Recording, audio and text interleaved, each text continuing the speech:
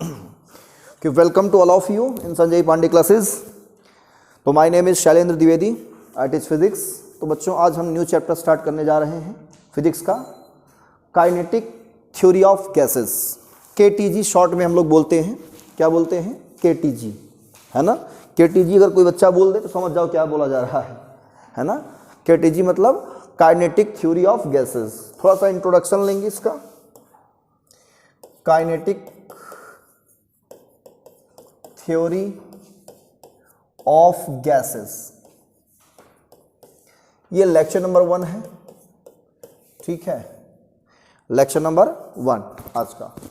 इसमें इंट्रोडक्शन की बातें करेंगे, कुछ गैसियस लॉ के बारे में पढ़ेंगे और गैसियस लॉ के पढ़ते पढ़ते थोड़ा सा आगे चलेंगे हम। इसमें टोटली गैस के बारे में ही स्टडी करनी है। मेन हमारा जो मुद्दा है वो गैस के बारे में, मतलब गैस के प्रेशर के बारे में, गैस की काइनेटिक एनर्जी के बारे में, मतलब जो भी एनर्जी है कैसी एनर्जी है। और सबसे बड़ी बात यह है कि हम यहाँ पे कोई रियल गैस की बात नहीं करेंगे। किसकी बात नहीं करेंगे? Real gas. जो भी गैस पर हम चर्चा करेंगे, जो भी अजम्पशन मानेंगे, जो भी एज्यूम करेंगे, वो एवरीथिंग हमारा क्या होगा? आइडियल गैस होगा। क्या होगा? Ideal gas. मतलब जो इक्वेशन अगर हम बनाएंगे कहीं पे, वो भी इक्वेशन भी लिख रहे हो तो आइडियल गैस के लिए ही है, ठीक है ना। तो सबसे पहले हम ये जानेंगे कि इस गैस के लिए कौन कौन से लॉ वैलिड हैं, है ना। उन सब लॉ को स्टडी करते हुए तब हम गैस के बारे में डिस्कस करेंगे, ठीक है। Ready all of you? तो रेडी हो जाइए सब लोग पहले। तो हमारी जो पहली हेडिंग बनेगी इस चैप्टर में, सबसे पहली वो है गैसियस लॉ। ठंडी लगने लगी बच्चों को, है ना। अब समझ में आ रहा है कि ठंडी है। गैसियस लॉ, है ना इंसा। गैसियस लॉ, बहुत सारे लॉ हैं गैस के। सबसे इंपॉर्टेंट लॉ कौन सा है मालूम है? Boyle's law. कौन सा लॉ? हाँ, तो बॉयल्स लॉ डाल दीजिए heading first number, boils law. Boyle's law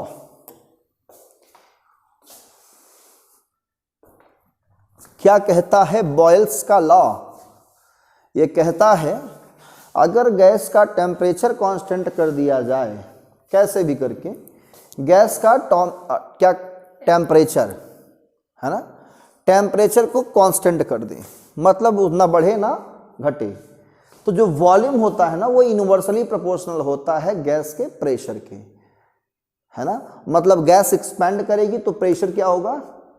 pressure क्या होगा? अगर गैस एक्सपैंड करेगी मतलब वॉल्यूम इंक्रीज कर रहा है, और वॉल्यूम इंक्रीज करने का मतलब प्रेशर डिक्रीज कर रहा है कि नहीं। तो आप लिखेंगे क्या? At constant temperature, at constant temperature volume is inversely proportional to pressure of gas. इसका ग्राफ अगर आप देखना चाहोगे तो ग्राफ कैसा होगा? कुछ यूं होगा। ये वॉल्यूम है, इधर प्रेशर लिया, पीवी ग्राफ हमारा कुछ ऐसा होगा, ठीक है ना। ये ग्राफ बनेगा हमारा, और V प्रोपोर्शनल टू 1/P है। इसे जब हम कंबाइंड का प्रोपोर्शनल को इक्वल करेंगे तो एक कांस्टेंट लेंगे K 1/P, मतलब P इंटू V बराबर क्या आएगा? K। इट इम्प्लाइज दैट हम लिख सकते हैं क्या? P1 V1 बराबर P2 V2, ठीक है, ये लिख सकते हैं। नोट कर लीजिए जल्दी से। यही है बॉयल्स का लॉ। किसका लॉ है? हाँ, बॉयल्स का लॉ। बहुत ही बढ़िया लॉ है, मज़ेदार लॉ। इस लॉ को आइडियल गैस फॉलो करती है ना। कौन सी गैस? Ideal gas. बड़ी अच्छी गैस होती है, मार्केट में मिलती है 100 रुपये किलो, है ना। वो गैस तो रियल गैस है ना। हाँ, एलपीजी को आइडियल मानोगे? एलपीजी को वो लिक्विफाइड पेट्रोलियम गैस है। याद रखना, जिसके नाम के आगे आइडियल वर्ड जुड़ा हो समझ लो दुनिया में है ही नहीं, वो एक काल्पनिक गैस है, इमेजिनरी है वो। अगर किसी के नाम के आगे आइडियल स्टूडेंट लग जाए, क्या लग जाए, आइडियल स्टूडेंट, तो क्या वो आइडियल है? नहीं है। इस दुनिया में कोई आइडियल है ही नहीं, ना आइडियल टीचर ना आइडियल स्टूडेंट, है कि नहीं? आइडियल का मतलब एक कल्पना हमारी है, एक सोच है, अगर ऐसा होता तो ऐसा होता। अब बताओ जो कल्पना कर लिया कभी है वो लाइफ में? मान लो कल्पना कर लिया हमने कि यार भगवान गॉड ऐसा होते हैं, यहाँ पे ये होता है, ये 10 गॉड अलग अलग सब कर रहे हैं, गॉड हमारा लगता कि एक ऐसा ही है ना? बस एक कल्पना हो गया, सब लोग उसी पर टूट पड़े, है कि नहीं? हाँ बस यही है, हकीकत यही है। लेकिन जो काम वर्क करेगा तभी उसके पेट में कहने के लिए भोजन जाएगा, खाने मतलब जीने के लिए सहारा मिलेगा, भोजन तभी जाएगा। वर्क नहीं करेगा तो कुछ होगा क्या? नो वर्क नो लाइफ, कोई काम नहीं जीवन नहीं, है कि नहीं? तो हमारी वर्क ही क्या है? वर्शिप है, वर्क इज वर्शिप। क्यों इंसा? एम आई राइट? साइंस हमें यही सिखाती है ऑलवेज। लेकिन जबरदस्ती लोग जो है क्या करेंगे, चला आ रहा है ना, आस्था का प्रतीक लेकर के, नहीं हम पूजा करेंगे, हम ये करेंगे, हम वो करेंगे, है कि नहीं? सबका अपना अपना है, जी रहे हैं। लेकिन वो क्या है? एक टाइम पास एक्चुअली में, अगर देखा जाए तो टाइम को स्पेंड करने का एक वो है। तो ऐसे ही हम लोग गैस का भी क्या किए हैं? आइडियल गैस का इमेजिन कर रखे हैं। क्या यार परफेक्ट गैस ऐसी होती है, ये है वो है, हाँ ठीक है कि नहीं? देखो आप लोग गैस भराते हो ना सिलेंडर में, जैसे मान लो एक बड़ा सिलेंडर है, एक छोटा सिलेंडर है, तो क्या करते हो? गैस को लगाते हो, उसमें उसका हुक पिन रहता है, डाल देते हैं, प्रेशर पड़ता है, गैस भर जाती है कि नहीं? तो वो गैस क्या हो रही है? कॉम्प्रेस हो रही है, हो रही नहीं हो रही है? कॉम्प्रेस हो रही है। तो जो रियल गैस है वो कॉम्प्रेस्ड होती है, और जो कॉम्प्रेस्ड ही ना हो, जिसे दबाया ना जा सके, वो गैस क्या होगी? आइडियल। क्या ऐसी गैस कोई है दुनिया में? तो जो गैस कभी कॉम्प्रेस ना हो, मतलब इनकॉम्प्रेसिबल हो, ऐसी गैस का नाम क्या देंगे? Ideal gas. मतलब उसके सभी मॉलिक्यूल, छोटे छोटे मॉलिक्यूल्स, वैसे तो सभी गैस के मॉलिक्यूल क्या करते हैं? मोशन करते हैं, और मोशन के दौरान कौन सी एनर्जी होती है? काइनेटिक एनर्जी होती है। मतलब आइडियल गैस में कोई भी इंटरेक्शन नहीं होगा, मतलब दो मॉलिक्यूल्स के बीच में इंटरेक्शन नाम का कोई चीज भी नहीं होगा, नो अट्रैक्शन। जबकि रियल गैस में कुछ न कुछ अट्रैक्शन होता है कि नहीं? भाई परफ्यूम मार लेते हैं तो क्या होता है? कुछ देर तक महकता ही नहीं महकता है। कपड़े को आप स्मेल करते हैं तो हाँ खुशबू आ रही है। तो गैस क्या होता है? वो चिपक के है कि नहीं वहां पे, है कि नहीं? मतलब गैस के बीच क्या है? इंटरेक्शन है वहां पे, तभी तो ऐसा है ना। अगर इंटरेक्शन ना होता मॉलिक्यूल्स के बीच में तो क्या होता है? एक मॉलिक्यूल्स कपड़े पे चिपकता, कुछ मॉलिक्यूल्स उड़ जाते, हो सकता है मॉलिक्यूल्स इकट्ठा ही नहीं होते तो महक खुशबू आप पाते ही नहीं, है कि नहीं? भाई एक मॉलिक्यूल का स्मेल ले पाएंगे क्या? एक मॉलिक्यूल्स का स्मेल नहीं हो सकता, है कि नहीं?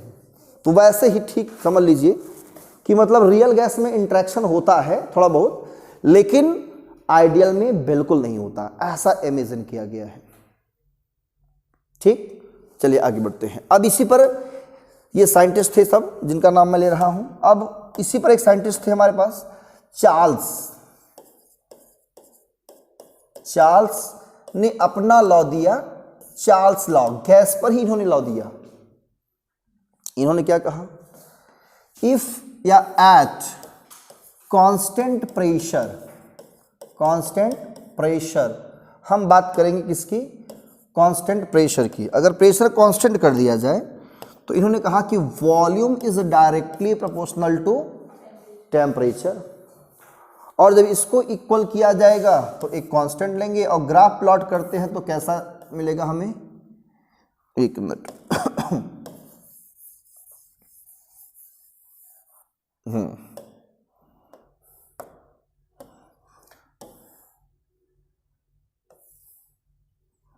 अगर हमने यहां पे लिया टेम्परेचर, इधर लिया क्या? वॉल्यूम, तो ग्राफ कैसा मिलता है हमें बेटा? ग्राफ मिलता है एक स्ट्रेट लाइन। कैसा मिलता है? हाँ, ये आपका क्या है? V प्रोपोर्शनल टू T है। जब इसे हम इक्वल करेंगे, इक्वल, तो एक कांस्टेंट लेंगे के टी, मतलब V upon T equal to constant, ये क्या है हमारा कांस्टेंट है। मतलब वॉल्यूम और टेम्परेचर का जो रेशियो रहेगा वो सेम आएगा। जैसे इनिशियल वॉल्यूम कुछ था और उसका कुछ टेम्परेचर होगा, दोनों का रेशियो ले लो। फिर कुछ देर बाद आपने क्या किया, प्रेशर को कांस्टेंट रखा लेकिन थोड़ा सा एक्सपेंड होने को अलाउ किया, उस समय टेम्परेचर कुछ और था, उसका जब रेशियो लिया गया तब भी उतना ही इक्वल आया। मतलब वॉल्यूम और टेम्परेचर का रेशियो क्या रहता है, हमेशा कांस्टेंट रहता है। और इसको देखकर आप लिख सकते हो क्या, initial volume upon initial temperature is equal to final volume upon final temperature. तो हम ये एक फार्मूला बना देते हैं न्यूमेरिकली यूज करने के लिए, ठीक है। और यही हमारा चार्ल्स का लॉ है, चार्ल्स का लॉ बहुत ही प्यारा लॉ है ना।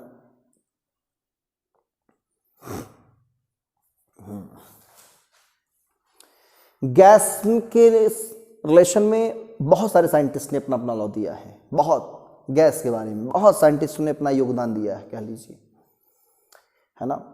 एक साइंटिस्ट थे बोल्ट्जमैन, बोल्ट्जमैन ने भी दिया है, आगे बताएंगे हम। तो ये था थर्ड नंबर, सॉरी दूसरा लॉ। थर्ड लॉ हम पढ़ने जा रहे हैं। थर्ड नंबर है गे-लुसैक लॉ, गे-लुसैक लॉ, ठीक है। इस लॉ को दूसरे नाम से भी जानते हैं, प्रेशर टेम्परेचर लॉ।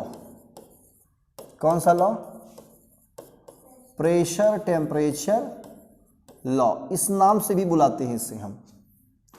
इसमें वॉल्यूम को कांस्टेंट किया गया, किसको कांस्टेंट किया गया, वॉल्यूम को। और ये कहा गया कि volume pressure is directly proportional to temperature. क्या है, pressure directly proportional to temperature. तो at constant volume pressure is directly proportional to temperature, equal करेंगे कांस्टेंट लेंगे के टी, तो P by T equal to constant, और इसका रेशियो भी इक्वल होगा, तो हम फाइनली क्या लिखेंगे, P1 upon T1 equal to P2 upon T2। यहाँ जहाँ कहीं भी आपको टेम्परेचर दिखाई पड़ रहा है ना, वो केल्विन में रहेगा। किस में रहेगा, केल्विन में। इसका भी ग्राफ अगर देखेंगे तो स्ट्रेट लाइन मिलेगा, क्योंकि दोनों डायरेक्टली प्रोपोर्शनल है। जब भी डायरेक्टली प्रोपोर्शनल का ग्राफ खींचेंगे तो हमेशा क्या रहेगा, एक स्ट्रेट लाइन मिलेगा आपको। इधर लिया हमने टेम्परेचर, इधर क्या लिया, प्रेशर, तो ग्राफ कैसा होगा आपका, स्ट्रेट लाइन रहेगा, ठीक है ना। इसका भी ग्राफ कैसा होगा, स्ट्रेट लाइन। डायरेक्टली प्रोपोर्शनल जो भी रहेगा वो स्ट्रेट लाइन ग्राफ देता है, इनवर्सली में कर्व शेप ग्राफ रहता है, ठीक है ना, पैराबोला, ठीक है। तो ये हो गया गे-लुसैक लॉ, इसको हम लोग कहते हैं प्रेशर टेम्परेचर लॉ, ठीक है। अब इसमें हम लोग पढ़ते हैं ideal gas equation. Ideal gas equation वो भी क्या है आपका, एक गैसियस लॉ है। तो फोर्थ नंबर रहेगा ideal gas equation, ideal gas equation. Ideal मतलब perfect gas, ideal gas equation मतलब आइडियल गैस के लिए एक इक्वेशन बनाया गया है कि नहीं, किसके लिए, आइडियल गैस के लिए। तो according to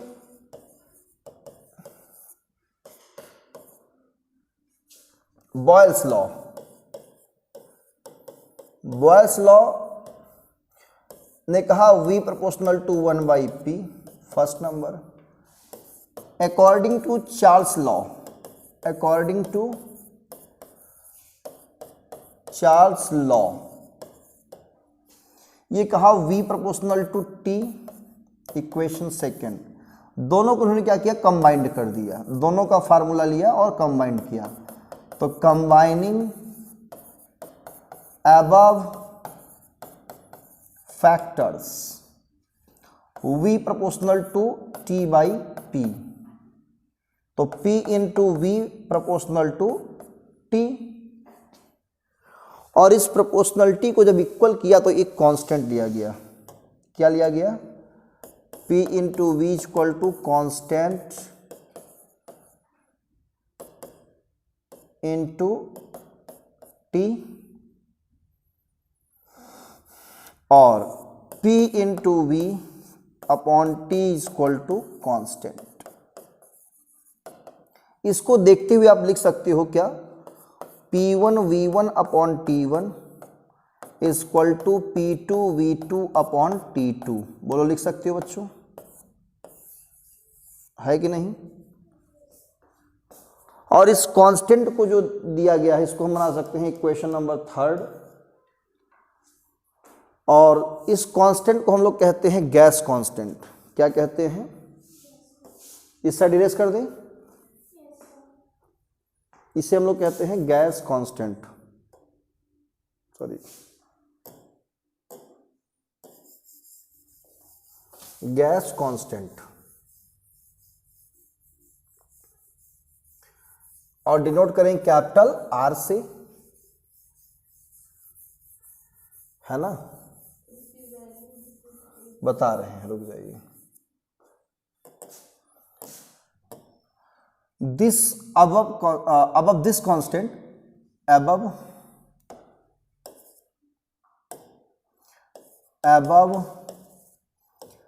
this constant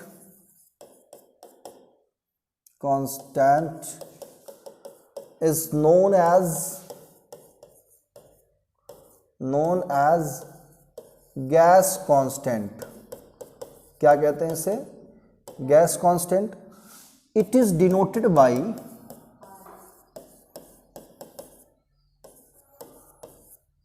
capital R, ठीक है ना? इस कांस्टेंट को हम लोग कैपिटल R से डिनोट करते हैं। तो पैराग्राफ चेंज करके हम लिखेंगे, इसे इरेज कर दें।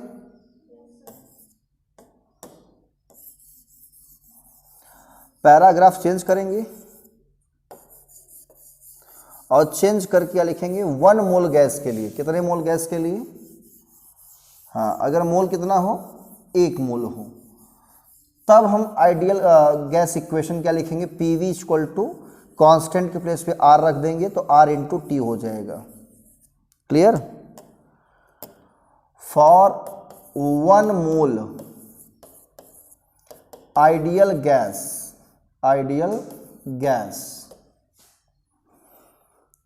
equation is given by pressure into volume is equal to RT, ये होता है। and for n mole gas, अगर n मोल गैस हो तब क्या होगा? n से मल्टीप्लाई कर देते हैं। समझ में आ गया ना बच्चों? ये नोट कर लिया था जो इरेज कर रहा हूं मैं। P1 V1 by T1 equal to P2 V2 by T2, ये इसी इक्वेशन का रिजल्ट है एक तरह से, यानी P into V equal to nRT। ये फार्मूला है n मोल गैस के लिए।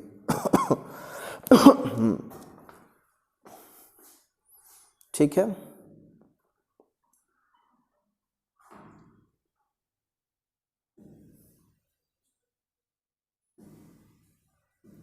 इसको बना सकते हैं इक्वेशन नंबर कौन सा? 5th एक्सिस क्या बनेगा? ये 4th इक्वेशन। तो नोट कर लीजिए 4th इक्वेशन तक।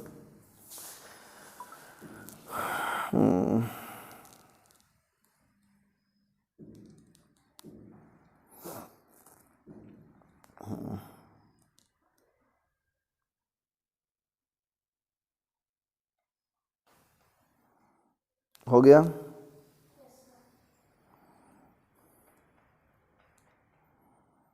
ठीक है।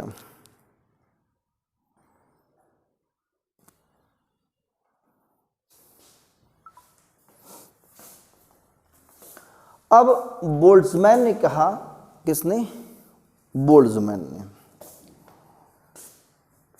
अगर गैस कांस्टेंट में, किसमें, गैस कांस्टेंट में हम एवोगैड्रो नंबर से डिवाइड कर दें, किससे, एवोगैड्रो से, तो हमें क्या मिलेगा।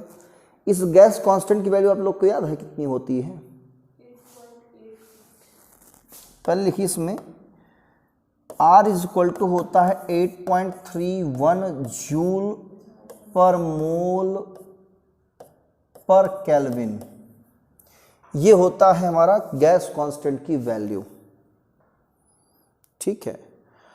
और बोल्ट्जमैन ने कहा, यानी बोल्ट्जमैन ने कांस्टेंट दिया, बोल्ट्जमैन कांस्टेंट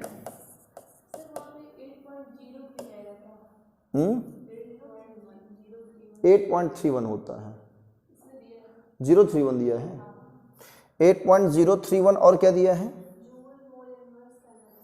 तो हो गया वही राउंड फिगर 8.31 लिखा जाए, 031 सही है, ठीक है। हम लोग ये लेकर सॉल्व कर लेते हैं, ज़्यादा सही पड़ता है। कभी कभी 8.3 ले लेते हैं, 8.1 ले लेते हैं, वो अलग चीज़ है मैटर। तो Boltzmann constant KB equal to होता है R/Na। बोलो होता है कि नहीं होता। यहाँ Na क्या है, एवोगैड्रो नंबर, और एवोगैड्रो नंबर मतलब 6.023 इंटू 10⁻23। KB की वैल्यू R/Na, ठीक है। अब यहां से अगर हम R की वैल्यू निकाल के यहां रख दें, कहां पे, इस साइड, इक्वेशन नंबर 4 में है कि नहीं, तो बोलो कुछ मिलेगा।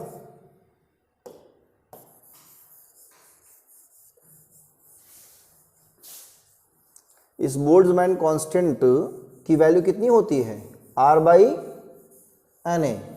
Na क्या है इसमें, एवोगैड्रो नंबर, बोलो इंशा।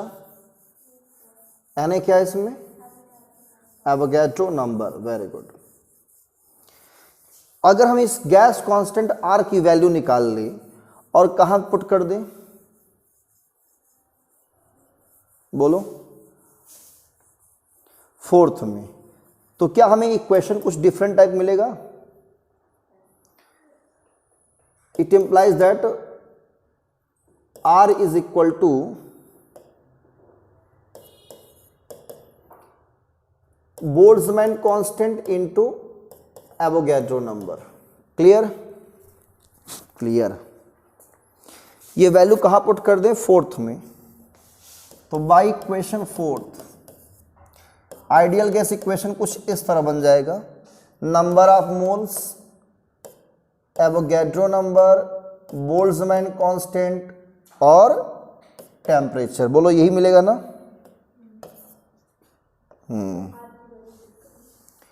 सही है। अब देखो Na का मतलब कितने मॉलिक्यूल्स, 6.023 इंटू 10⁻23 मॉलिक्यूल, है ना। और कितने मोल हैं, n मोल है। तो अगर मान लो अगर 2 मोल होता तो वहां पे 2 से कर देते, तो 2 से अगर मल्टीप्लाई करते 6.023 में, तो हमें क्या मिलेगा, नंबर ऑफ मॉलिक्यूल्स तो ही मिलेगा। क्या मिलेगा, तो इस टर्म को हम लोग क्या बोलेंगे, नंबर ऑफ या टोटल नंबर ऑफ मॉलिक्यूल्स। बोलो, और इसे तब हम डिनोट कर सकते हैं कैपिटल N से। It implies that pressure into volume लिख सकते हैं NKBT। तो ये भी क्या है आपका एक आइडियल गैस इक्वेशन है। यहां कैपिटल N क्या है, total molecules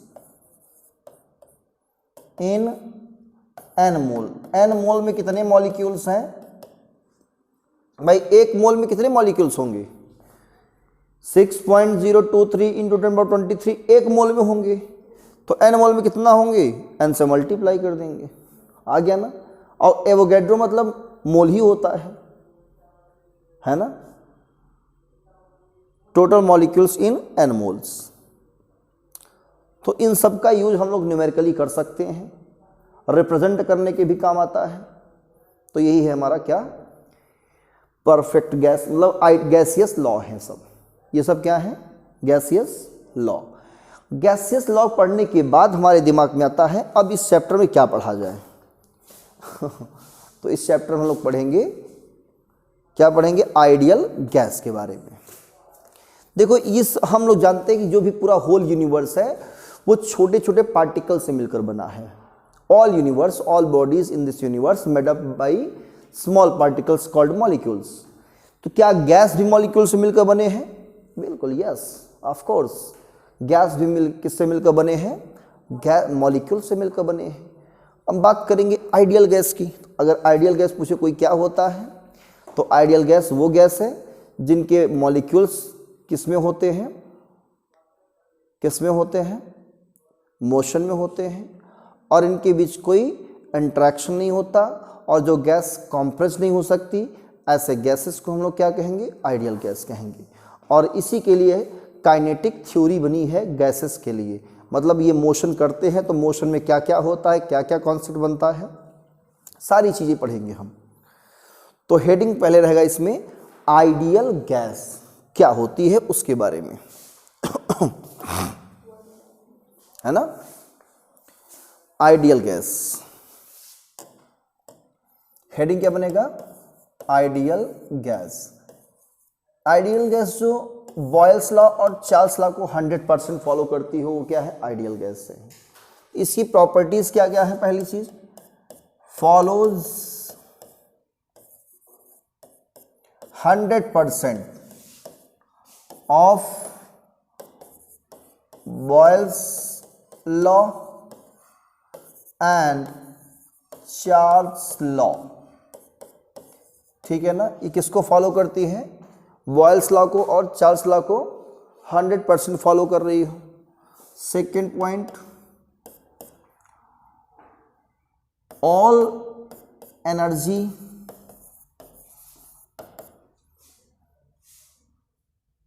is kinetic energy. ठीक है ना, जो भी एनर्जी है क्या है, इसमें potential energy and no potential energy, no potential energy. Third point है no interaction between the molecules, no interaction, no interaction between gas molecules. ये सब खूबियां हैं इनके अंदर। और पार्टिकल कंटिन्यू किसमें है, लगातार मोशन में है। किसमें है, लगातार मोशन में है, कंटिन्यू मोशन कर रहे हैं। तो ये है आइडियल गैस के बारे में। अब इसी के लिए हमें क्या पढ़ना है, काइनेटिक थ्योरी पढ़नी है। ये किसके लिए होगा, आइडियल गैस के लिए। तो केटीजी पढ़ेंगे, काइनेटिक थ्योरी ऑफ गैसेस, मतलब आइडियल गैस की ही बात होगी। जहाँ यहाँ भी जो भी गैस होगी सब आइडियल मान के चलेंगे, कोई भी रियल गैस नहीं है। हाँ, कुछ हद तक अगर कोई फॉलो कर रहा है तो ठीक है कि नहीं, वो सब एक्सेप्शन में आ जाएगा। क्लियर, चलिए आगे बढ़ते हैं। Kinetic theory of gases.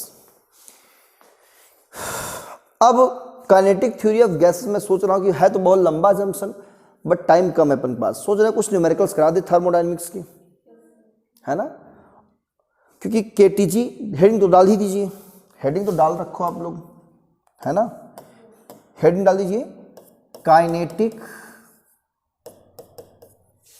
Theory of gases. Bracket में शॉर्ट में क्या लिखेंगे, केटीजी। ये अजम्पशन हम लोग लिखेंगे, क्या लिखेंगे, अजम्पशंस। ठीक है, पहला अजम्पशन लिखवाएंगे हम नेक्स्ट क्लास में। ठीक है, तो टाइम तो बहुत कम है, इसलिए तो मैं सोच रहा हूँ कि आपको थर्मोडायनेमिक्स कुछ न्यूमेरिकल्स करा दिया जाए। तो लेक्चर 2 में आप लोग इसका वेट करिएगा। लेक्चर 2 में, सेकेंड लेक्चर में हम केटीजी का जितने भी कॉन्सेप्ट है सारे कॉन्सेप्ट को समझाएंगे और समझाते हुए हम इसकी काइनेटिक इक्वेशन का डेरिवेशन भी करेंगे साथ में। क्या करेंगे? हाँ, pressure into volume equal to 1/3 mn/v² बार, इसका डेरिवेशन करेंगे और साथ में एनर्जी की बात करेंगे। एक मॉलिक्यूल की एनर्जी कितनी होगी, 1 मोल गैस की एनर्जी की मॉलिक्यूल की काइनेटिक एनर्जी कितनी होगी, क्योंकि इसमें जो भी एनर्जी है वो क्या है, काइनेटिक एनर्जी है। तो वही काइनेटिक एनर्जी हम लोग कैलकुलेट करेंगे। तो यहाँ तक पढ़ाएंगे नेक्स्ट क्लास में, ठीक है ना। तो ठीक है, न्यूमेरिकल के लिए रेडी हो जाइए आप लोग। तो आज के इस लेक्चर में सिर्फ इतना ही थ्योरी में, मिलते हैं नेक्स्ट लेक्चर में, तब तक पढ़िए। All the best, thank you.